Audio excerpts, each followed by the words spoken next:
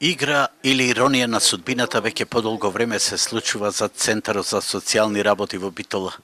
61-годишниот Благоја Колевски е бездомник, отфрлен од семејството, кој предстојува на отворено на само неколку метри од прозорецот на директорот и на социјалните работници во најрелевантната институција за решавање на неговиот случај, со самјачка судбина на човек препуштен на очајот.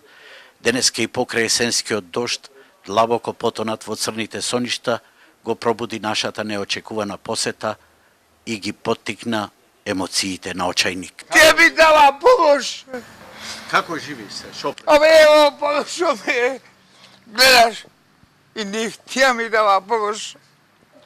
Не треба да помоша. Не може. За сместување имаш побара?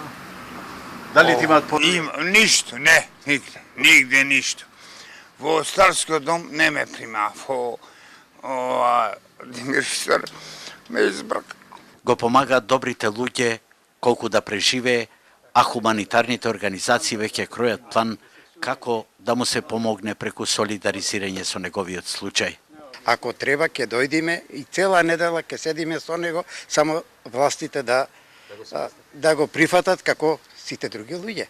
Ќе дојдат од Скопје, се јавија неколку души и ќе седиме, ако треба и до крај на годината ќе правиме друштво, ќе спиеме тука. Од Центарот за социјални работи велат дека Колевски добива 8.000 денари месечно од постојана социјална помош и нега, а одбива да биде соодветно сместен и посега по алкохолот. Од друга страна, велат дека тој има 3 браќа и 3 сестри, но поради нарушени семејни односи, за него интерес пројавува само една од сестрите. Барем за сега, од Центарот за социјални работи не гледаат излез од оваа ситуација, а тој ни рече само толку, најголема желба му е едно утро да се пробуди и да види кров над главата.